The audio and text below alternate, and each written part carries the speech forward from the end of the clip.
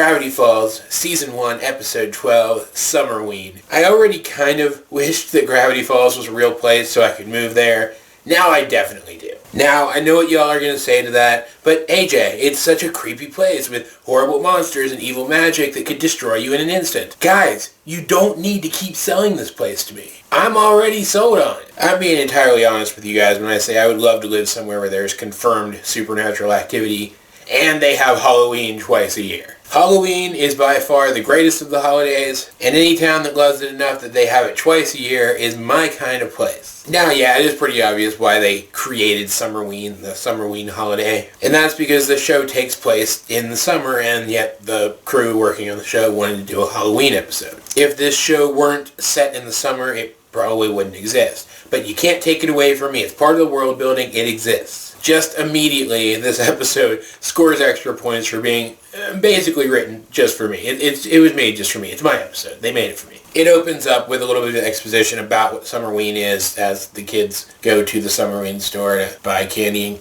costumes because it's literally that night. I think they would have probably mentioned it before this, but I understand for our benefit why it was only told to them when it was told to them. There's a pretty funny scene with the Pines at the Summerween store. Then we move directly into stuff back at the Mystery Shack. Seuss is in costume as, what was he, like a masked wrestler or something? And he mentions almost offhandedly the legend of the Summerween trickster, which is a creature that I guess is seen every Summerween, or is it every Summerween and every Halloween? I'm not really sure. And they don't draw any more attention to it than they do most other details in the show, but you do get the sense that it's going to be important. Meanwhile, Dipper and Mabel are super psyched to go trick-or-treating. They always do twin-themed costumes, which tends to get them extra candy because they're so adorbs. They even have an album of all of their best. But when Dipper bumps into Wendy out with Robbie, hanging out before some party that's happening later that night, and she makes the offhand assumption that he wouldn't be going trick-or-treating, he makes the offhand assumption that she must think that trick-or-treating is lame. And so he plans to ditch Mabel to go to this party, which already sucks. But then this big, tall, spindly guy with spidery arms shows up at the door trick-or-treating, and Dipper, still riding high from the fact that he now thinks trick-or-treating is lame, tells the guy off for being too old. And you could already kind of tell from the way this guy sounds that he's tied to a very brief scene from earlier, where Dipper is seen throwing out some cheap candy that was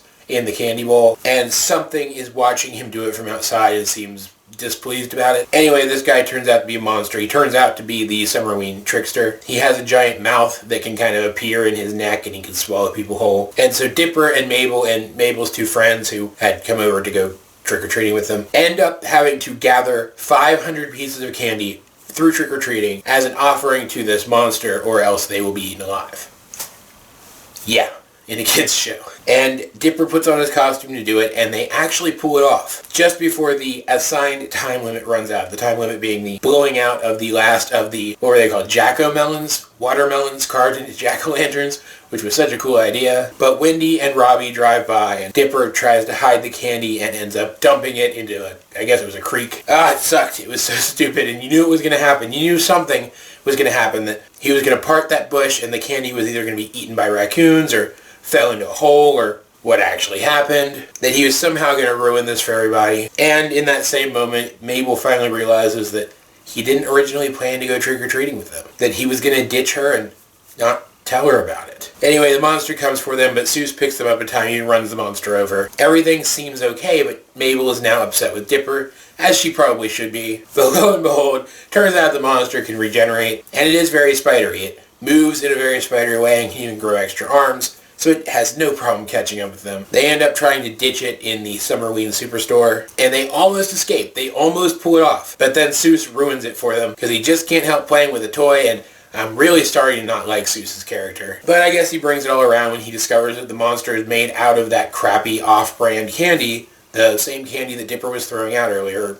Candy like it anyway. Your off-brand candies that don't quite taste like the things that they're mimicking, your candy corns, your black licorices, all the things that while some people like them, the majority of people tend to throw out. I guess whatever mysterious power exists in this town animated all of that and turned it into a monster. But Seuss likes the taste of that candy, and so he actually eats his way out of the monster.